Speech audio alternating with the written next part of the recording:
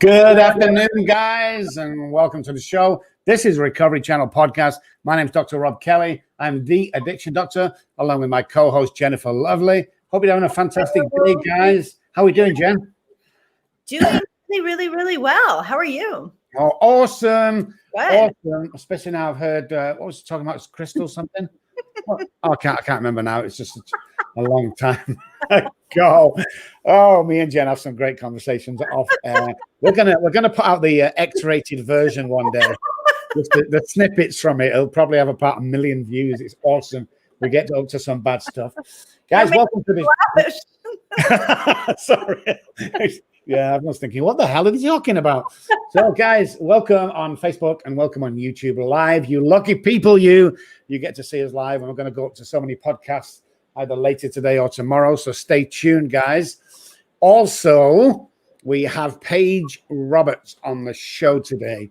So I did a little research on this girl, Jen, thinking, let's see what we know. Okay, blow my mind. I know, right? With what she teaches and practices, I believe. So it's going to be an absolute awesome show. Very, very interesting, and also very educational, and such a great girl. So, guys, same again. If you've got any questions for Paige, send them to the message. I get them straight away and ask it on the next question. You won't be waiting.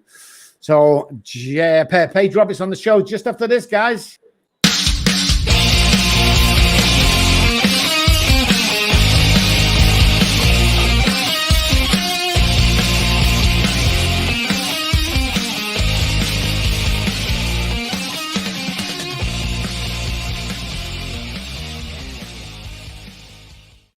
Hey guys, welcome back. Recovery Channel Podcast, the #1 podcast across the USA. My name is Dr. Rob Kelly, the Addiction Doctor, along with Jennifer Lovely, and Paige Roberts is on the show. Good afternoon, Paige. How are you doing?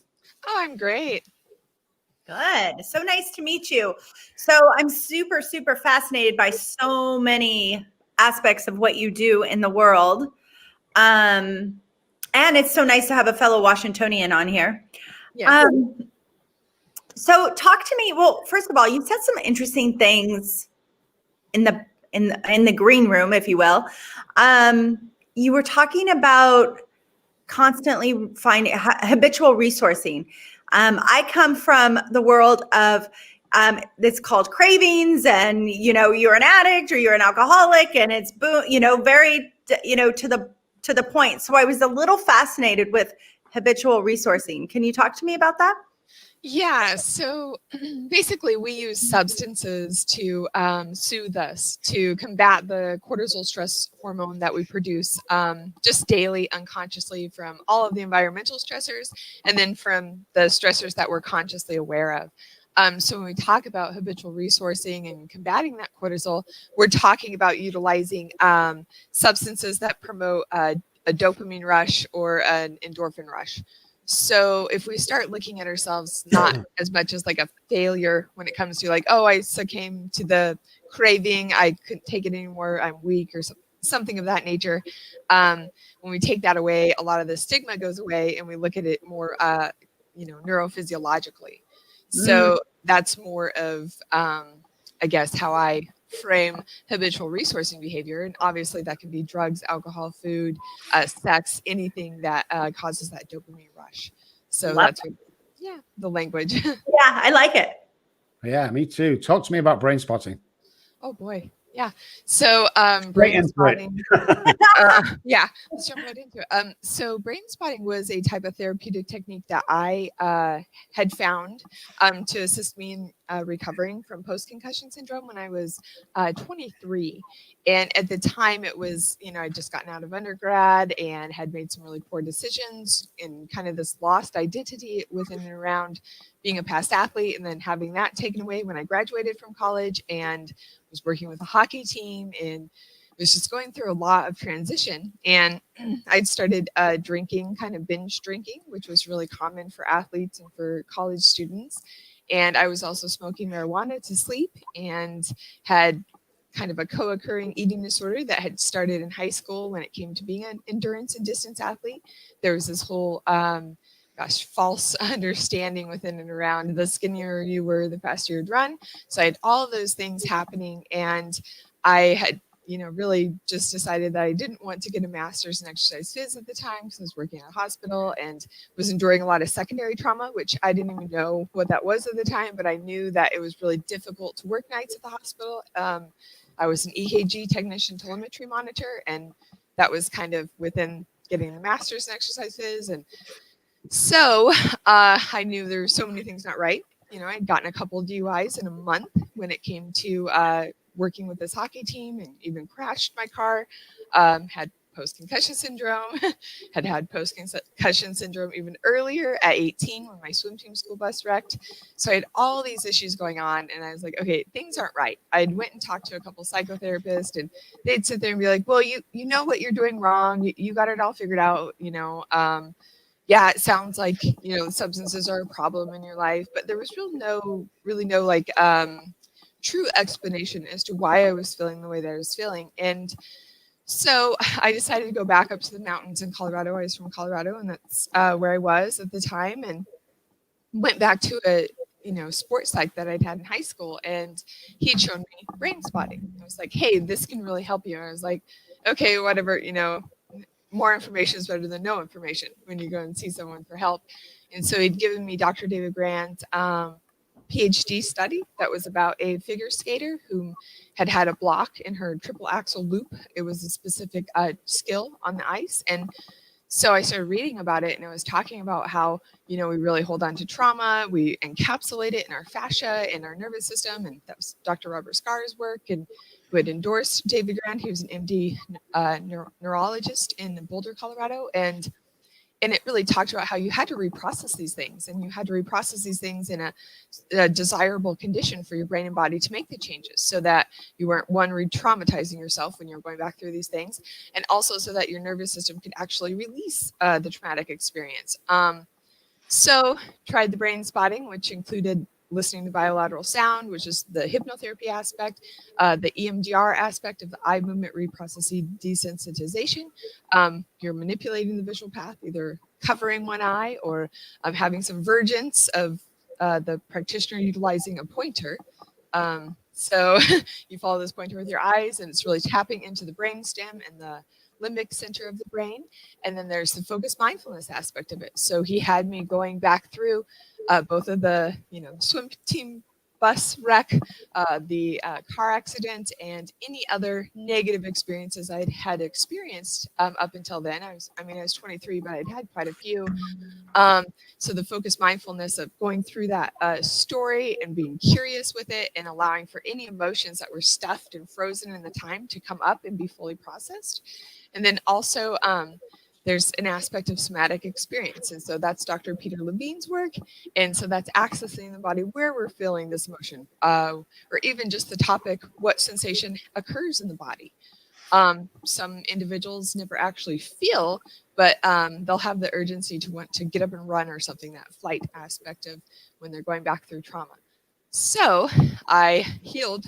It took almost a year and a half there for me to extinguish or calm my amygdala around these topics, and stopped the habitual resourcing of the starving, binging cycle that I'd gotten going on with my eating disorder, and then stopped using marijuana and stopped drinking. So it was very profound for me. Then went on, got my experience to get my master's in social work, and got trained in brain spotting formally 8 years ago, and have gotten to have it within my private practice the last 7 years, working with athletes and high performers. So, yeah.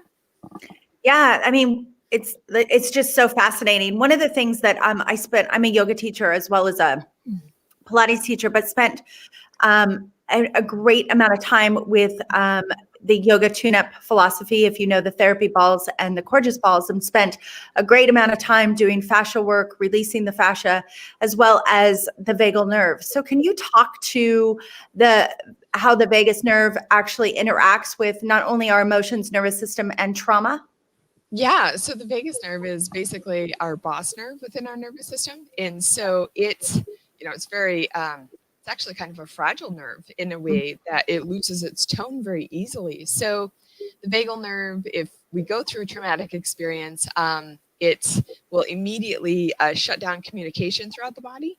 So it's almost like a preservation, a self-preservation this nerve does. So for example, within a head injury, which has been very much studied here in Bellevue, Washington, Dr. David Musnick, he's a functional med doctor here and sports med doctor, and he talks about how within 24 hours, our vagal tone will completely shut down with our gut motility. So that vagal nerve starts at the brainstem and goes throughout and really connects and communicates with our heart rate variability and our, of course, breath and respiration rate, and then our gut motility. So we know then that when we go through trauma, it puts us in that, and I call it just shock, so adding more of physiological kind of term to it, as opposed to just kind of a psych when we're talking like, well, yeah, it's just maybe that can happen. We know that people's stomachs get upset. It's like, well, no, we know that this is shock. So the body goes to that preservation kind of shock. I talk to my athletes about fetal position. So we lock down and we don't want to preserve any other energy. We just absolutely cannot. So then it's just directing it and keeping it more regional as opposed to throughout the entire body. So with things such as yoga, trigger point, the myofascial release, it's strengthening that vagal tone. So is brain spotting, so is EMDR, somatic experience to an extent. And so we're hearing from the trauma experts, we've got Dr. Stephen Porges, University of Indiana. He's polyvagal theory. So it's looking at that, hey, these trauma reprocessing therapies, yoga, the stretch reflex aspect of some of the, holding the stretch the longer than a minute. So that's an aspect of that yoga piece that we found has been very effective in increasing that vagal tone. And then also breath work, since utilizing another aspect of what's directly connected into the vagal nerve. And then we know that that's with the heart rate variability. That's one of the only ways to monitor that is we're doing the breath work and watching that coherence begin between the brain and the heart, the lungs, and the gut motility again. Gut motility is an interesting thing. So Dr. Robert Scar, the MD neurologist that supports brain spotting, talks about how we don't know how to discern between mental and physical trauma within our body. So we store it the same way. So when we're looking at that, we have to understand that, okay, yeah, so a car accident, that's horrific. That's a head injury, that's body injury, that's all sorts of those pieces. But also when we have a death of a loved one or something, our body's reacting the same way. So to think that we're not weakening our vagal tone would be inaccurate just because we go into survival no matter what. And a lot of it's unconscious. It's without our conscious awareness. Even most of our reflexes are without our conscious awareness. About 90% of our day is unconscious, like driving your car. It's like many people can't even describe to you if, how many people turned in front of them, how they got somewhere, how many red lights there were. It's kind of scary in a way, but it just goes to show that when we're bringing stuff to the conscious awareness that unconsciously happened, we need to fully reprocess those things. They don't just go away. Our nervous system's holding on to them. That's awesome. I know I read a book called The Body Keeps Score, which is absolutely awesome. But I actually trained under Peter Levine when I did my somatic experience and my practitioner in somatic experience. And I love the way he showed a video of a deer getting hit by a car and the way it gets up and shakes off and then goes on its day. And the humans don't do that. So it's stored and stored and stored. The central nervous system gets affected. One of the things we do is we redirect neural pathways from the self-sabotaging to the healthy, rebuilt neural pathways. But it obviously in my case, alcoholics, there's always trauma. I've never found one case where there isn't trauma in the alcoholic. So my question is to you is, what's the worst trauma in your life that you suffered? Oh, geez. Probably my friend in college completing suicide when I was very young. And there were multiple traumas at the time, but we'd spent the night with him before. He came back and got our roommate's gun and took his life. He was the college quarterback. And so, I was 19. I think that was the first time I really remember being like, I'm going to drink to forget. And we all went out that night and drank. And so that was really traumatic for me, especially at the time, just conceptualizing it. He was a fellow athlete with us. We knew that stuff was going on, but now obviously we know within and around what we've seen with suicide ideation, some of that. If you suspect and someone's having a hard time, really confronting them with like, I know you're having a hard time, but at the time we were just we didn't want to talk about his friend who had cheated on him with another football player and girlfriend, but just some of those things that maybe if we talked about them, he wouldn't have held it inside. I don't know, but there's that. And then my dad was an addict as well, and he was little borderline, little narcissist, little of all that, and he died 9 years ago. So then that was another trauma when I was just finishing up graduate school. And then I had another friend complete suicide who had been a college athlete also, and I worked with him on the ski hill. So just some, I guess, abusive relationship in my mid-20s. And then the head injuries. The thing that I find so often with athletes is there's been head injuries in there that have exacerbated habitual resourcing so much. And, I get a lot of parents recovering from losing a child to an overdose or suicide from past head injuries, particularly where I'm from in Colorado. I'm still licensed in Colorado, so I work with a lot of the ski and snowboard extreme sport community, and so it's fairly common for these kids' brains to even be examined, and showing the CTE had already started to develop. So excellent. I love it. I don't know where Jennifer's gone. She's gone off for a second. Let's see if she comes back to one. So, Paige, tell me and all the people listening, what gets you up in the morning today? What gets you out there and up and excited about the day? I mean, what does it for you? Watching people no longer having to suffer because they get to utilize these really cutting edge neuroscience techniques that I have to offer.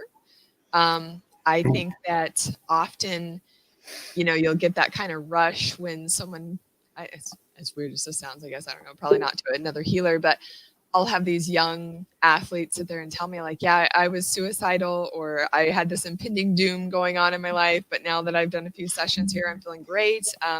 Sometimes they'll sit there and tell me, I didn't even know I was depressed. And you're just like, yeah, your nervous system was depressed and went through a lot. So that's, I think, what I really run off of.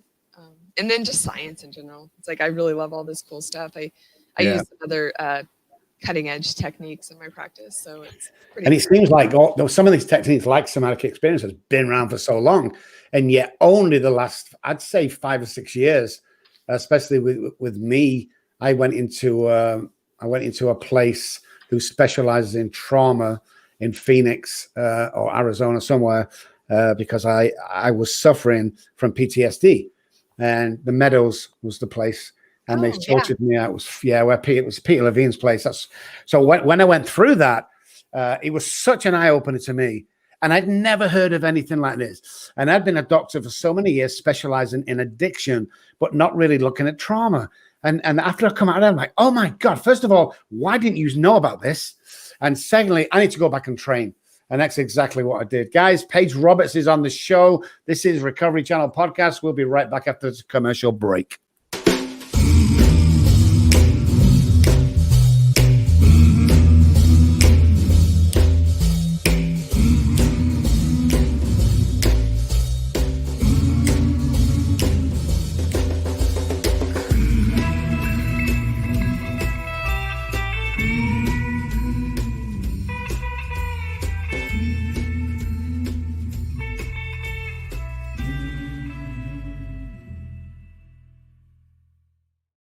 Hey guys, welcome back to the Recovery Channel Podcast. My name is Dr. Rob, the Addiction Doctor, along with our co-host Jennifer Loveray. We've got Paige Roberts on the show. If you just joined us, guys, as I can see a few of you are, stick around for this because this is awesome information.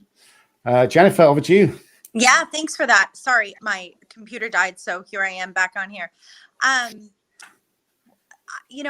have suffered massive amounts of trauma a good portion of my life, and one of the and which is why I got into the field of coaching and doing the work I do and the yoga therapy and all of that.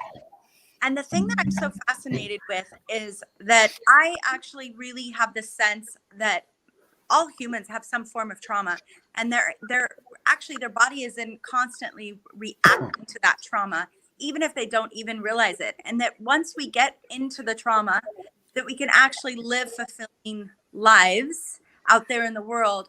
Talk to me about how you support your clients and actually being able to look, like actually even peek at the trauma so that they can begin to heal. Well, basically in the beginning, I have someone make a laundry list of their traumas. And so starting to acknowledge that things did happen to me. And typically when they then come on for the session, either telehealth or in office here, they'll be like, wow, I didn't realize I did have so many traumas. I'm like, yeah, so bringing it to the conscious awareness that way to start. Some people say that's a little intense. I think it really depends on your population, but some will say, hey, that's having them re-traumatize, themselves by even bringing it up. And I'm like, well, but they already survived these really horrific experiences. I believe that we're capable, because that's one of the pieces with trauma. A lot of people get even providers kind of containing and protective with their clients. Yeah. And how I'll kind of frame that and bringing people into this, hey, let's look at this as like, we can fully reprocess these things and get them out of your nervous system. So we have to look at these things. And when, like you said, when we're containing them and just holding on to them and not looking at them, they are negatively impacting us unconsciously. So, yeah, it's kind of prepping and cueing in that nature of like, hey, I want to know everything, a dog dying, right. Any argument your parents had as a child, because that's kind of unpredictable stuff and that just will trigger our nervous system. But really the brain science of it, we'll talk about, I have a little brain model in my office and we talk about how what area of the brain is holding on to things, what the amygdala is, what the hippocampus is, because our hippocampus is kind of like our resourcing aspect of our brain. And so you just really start talking about the why and what this is looking like and how it's affecting your body. I think I really get people, I'm a certified brain health coach with Amen's Clinic, and I do QEEGs. So I'm really able to show people, that's a brain scan. I'm really able to show people what's going on with their brain. So that can be another one of those, things aren't going well. Your voltage is down and your reaction time is down. So typically that means that we have a lot of oxidative stress cortisol in the system. It's like, well, let's look at why. And so you extinguish and calm down your amygdala and strengthen the hippocampus with brain spotting, and then adding in some other therapies like photobiomodulation to bring back blood flow. And so you'll see a profound result pre and post and even midway through treatment with the QEEG. And then like normalizing, so, that's kind of the scientific stuff there, but normalizing to people that, we've all had this happen, and yeah, really identifying that, hey, even if it didn't bother you that much, a breakup is impactful to your nervous system at like 17. And talking about trauma with people, we experience so much stronger when we're young. So the nervous system is just more malleable. The brain is developing at its max until like age 4 and then starts to drop down. So it's kind of expressing to people like, this is why this matters so much. This is why we're going back kind of with the psychoanalysis in some ways, but very organic brain spotting. I'll literally just have someone come in and you just start with whatever target trauma. Sometimes I'll literally say, what's the worst thing that's happened to you? Like, let's process this and go forward. And we'll organically, through a trauma memory network, latch onto another one and be like, well, this is like this and this was like this. And really similarly to when Rob asked me, like, what was your worst trauma? It's like, right. Oh, and then I just kind of started going in the order of urgency. Yeah, definitely. I know we talked before about the new science that's really old science that we've never really used. I've always been intrigued and have been intrigued with the connection with the hypothalamus and addiction. I was intrigued when I got more of that. Been studying that for about 15 years, evidence-based research. So I'm really excited about it at the moment, which begs the question, out of all the information, all the techniques that you know today, which was the game changer for you regarding trauma? The brain spotting, because it was the combo of so many, had aspects of so many of the past therapies for the last 30 years or more. I think a lot of these gurus and experts, and they've taken the risk to be the maverick and have been doing all sorts of interesting things for a while. But I think that, like you said, these things aren't completely new, but I think when people don't understand things fully, because the American Cabinet of Neurology talks about we only know 10% of what the brain is capable of, I think that then that creates that hesitation as a provider that you wouldn't want to do something that's not completely understood. And it's kind of silly. I always like, if I talk to someone, there's like, well, my cognitive behavior therapist said that this is what's best for concussions. I'm just like, okay, well, that's cognitive behavior therapist, like 40 years old. Do you want to go to the hospital and have them do the knee surgery that's 40 years old, or should we try the one that's came along in the last 20 years? So that's just how I frame it, because it's like, people don't, gosh, we don't know. Science is constantly evolving. And that's my undergrad was in physiology, and it was so strange coming into the social sciences of every 5 years they rewrite the manuals in physiology. It's like, that stuff's trash after 5 years. That's completely outdated. So it is interesting with I think it's what inhibits a lot of people in moving forward quicker and getting out of treatment in a way. I do maintenance brain spotting on myself. With a colleague, because limbic countertransference, I'm taking on everything that my clients are talking about, because it's just natural. We're laying down mirror neuron pathways of my body thinking that can happen to me. And so I'm always having to clean, my energy, and it's self-care, of course, and healthy. Just like working out, I work out every day, just got done working out here. So I think that,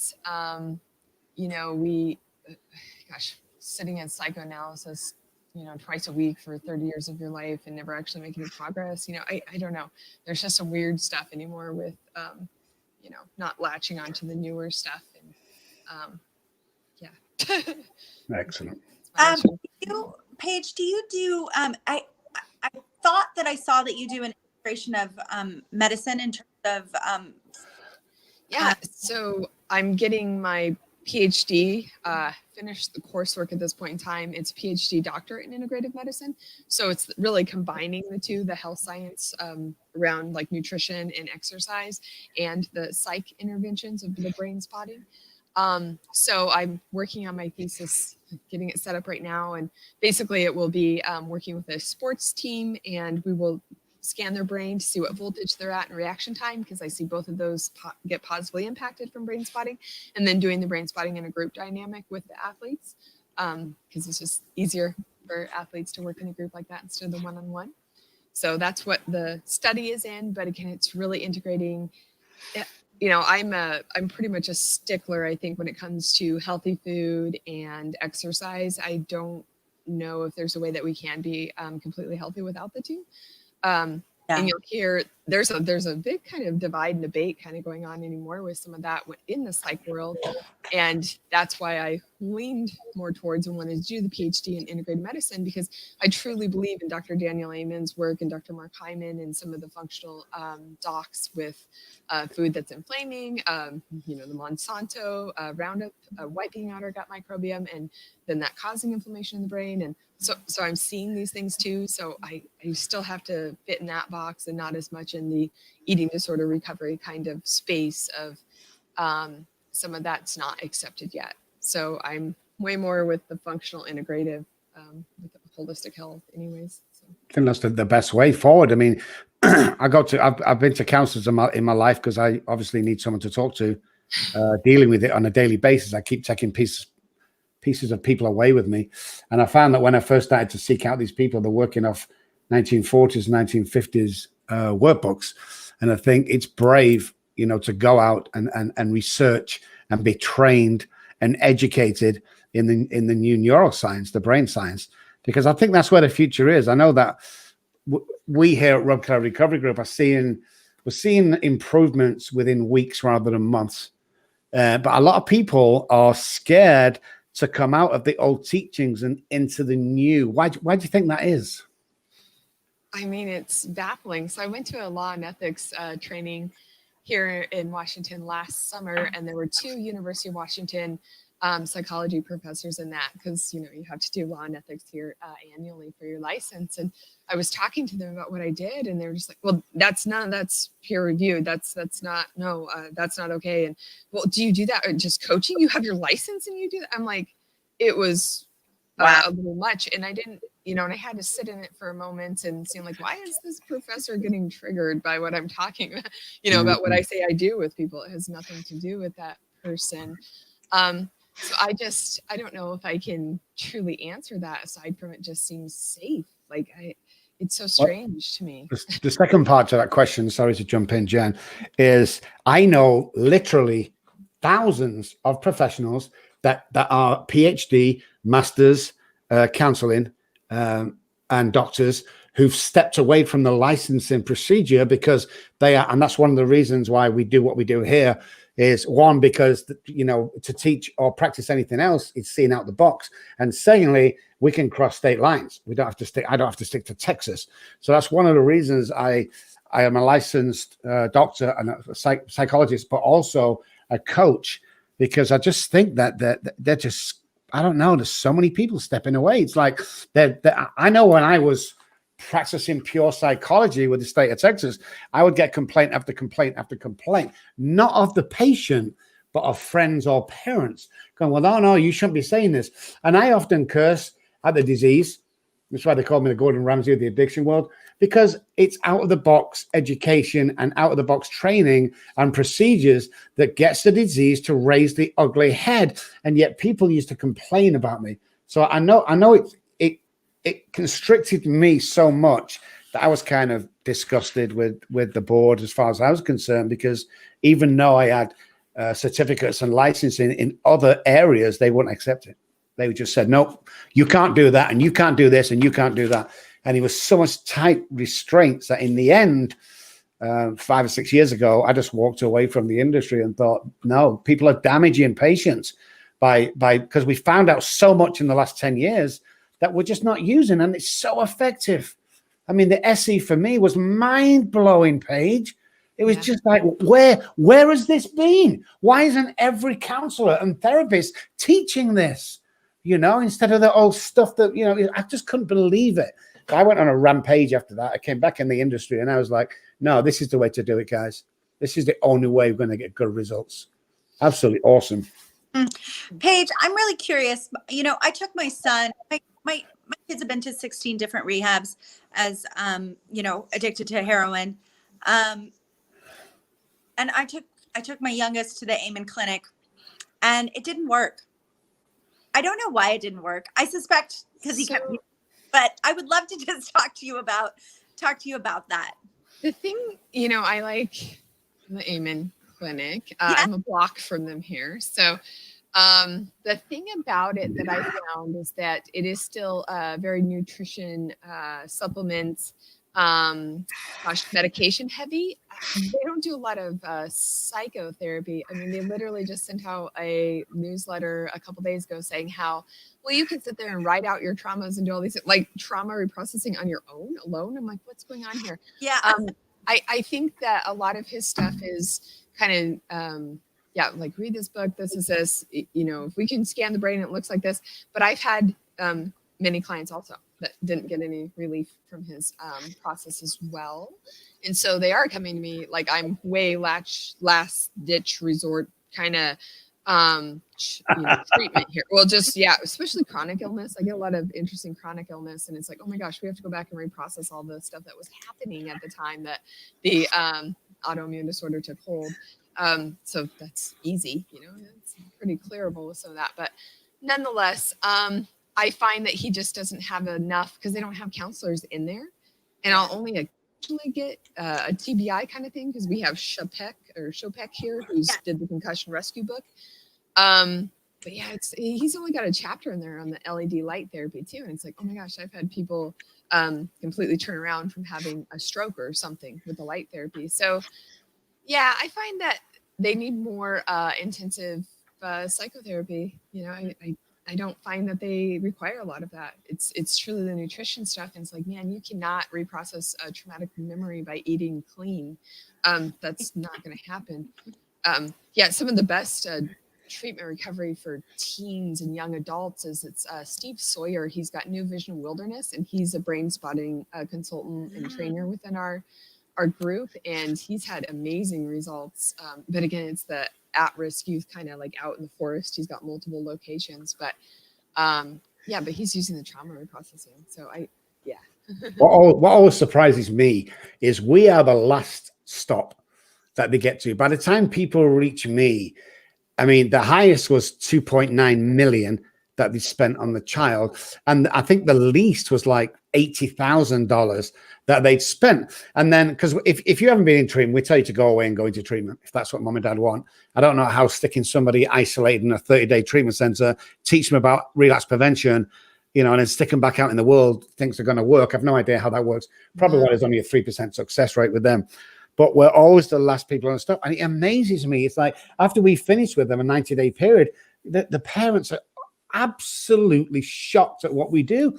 And I'm shocked that these places allow young patients to go in time after time after time and take the $30,000 a month. It's like, where's your buy-in here, guys? You know, surely you should be seeing a change. I say to people now, have you seen a counselor? I've been seeing it for 4 weeks. Have you seen a change? Oh, no, it's too early. No, it's not. Why can't you be seeing a difference in after the first session? They should be teaching and showing and counseling the new stuff around, not the old stuff, because, you know, the newer and the more information we find about the brain, the better it'll be for everybody. But people just don't want to know. It's crazy. I don't understand it. I mean, I just don't understand it. Yeah, I compare it to with the background in physiology and wanting to save the world from obesity when I was younger and really being obsessed with, well, it's just people just don't know. Well, people just like, it's like, no, I think it's that it's work. So I think sometimes even in psychotherapy with a provider, I find that brain spotting is kind of hard. Let's put it that way. You have to do some work with it. It's not that you just come in and go, okay, well, you know, this week it was stressful for me. What do you think about that? Like, oh yeah, you're totally stressed out. Like, I can see how we have a sick model within every area of Western medicine. So I think that contributes to it. So, for example, like, you know, with the eating stuff, it's like you'll see these individuals that, okay, their health's at risk. They go to the nutritionist weekly and they just get kind of a slap on the wrist, like, well, you just didn't do it again, but you're doing better, you know, eat less of this. And I think it's similar with counseling. So I think that changing our mindset around like, hey, we do these very, you know, intense, highly effective therapies, but you have to do the work. This isn't you come in weekly for the rest of your life to vent. It's like you got to do the work. And even with my clients, I tease the ones that have been therapized. You know, they'll come in and just like want to kind of tell me, it's like, nope, we're going to do work. Put on these headphones. We got to go back. Let's talk about mom stuff again. Let's go into reprocessing these experiences. Let's just work. We often find that. We often find when people come in and we tell them the difference between your counselor and what we do is your counselor will probably keep asking, how are you feeling? Well, how did you feel about that? What we do here is we tell you how you're going to feel, especially for the first 4 or 5 weeks until you're strong enough yourself to start feeling that stuff. Guys, Paige Roberts was on the show. We're running out of time again. We keep doing this when we have an amazing guest. It's like we start off and then we're at the 41-minute time and like, oh my goodness, that went so quick. So tell me where we can find you, Paige, apart from the website at the bottom. I'm in Bellevue, Washington and Colorado, and well, basically everywhere because we do telehealth. So it's amazing. Yeah. You know, I really want to know. I mean, I'm a body nerd. I'm a brain nerd. I just could just sit here for hours and be with you. Can you give our listeners 3 things that has to do with maybe the body, the brain, and even, you know, even the trauma stuff that to like support them if they're struggling in addiction, if they're struggling with an eating disorder, if they're struggling even with, you know, body dysmorphia of any form. Can you give them something to support? Well, that's a lot. I know. Yeah. So a little bit with body dysmorphia, you know, the I love you, I'm sorry, please forgive me, thank you kind of thing, saying that in the mirror, trying to change your perception of yourself. So I like doing that one with people with body dysmorphia. But you can actually download Bilateral Sounds of Dr. David Granz, and they're on Spotify, iTunes, YouTube, it's everywhere. But you can do some self-spotting yourself. So when you have individuals, and I do it like every day, I'll do about 5-10 minutes of listening to bilateral sound and kind of going through a checklist of the stress of the day. So that's one way, and it's also mentioned in his book, The Power of Brain Spotting. So it's a cool tool. And then, gosh, if we're talking about like vagal nerve tuning up, 5 deep belly breaths, anytime you're starting to feel in shallow breath or stressed, humming is great too for vagal tone. There's other, like my favorite, I like yoga too, so I'm always having people do a stretch. You don't have to be this insane yogi, but holding a stretch for over a minute, because that can strengthen your vagal tone also. And then staying away from glyphosate and Monsanto types of Roundup. So really organic food, particularly when it comes to the grains, because that will strengthen your gut health. And that's really one of the more important aspects of our health. But yeah. Thank you so much, Paige, for being on the show. Guys, Paige Roberts, you can see the website going across the bottom. Worth a visit, definitely. For me, I want to say thank you so much, Paige, for being on. Such an amazing person, helping hundreds of thousands of people. Just thank you for being you, and thank you for being on the show. And I'll leave it to Jen to say one more thing. Yeah, just want to say thank you so much. It's so fun to just be with you, being a part of this. And I hope I can come see you, actually. So I'm excited. Cool. Absolutely. Thank you for your time, and also thank you for your passion and supporting others in this work and really creating a safe space for people to heal. Oh, thank you. I'm super grateful to get to talk about this stuff. Guys, hang on. We'll be back in 2 seconds to close.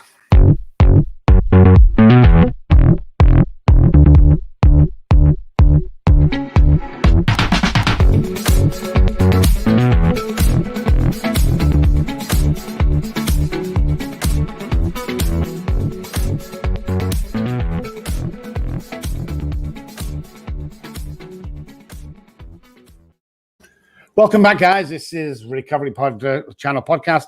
Dr. Rob Kelly, the addiction doctor, and Jennifer Lovely.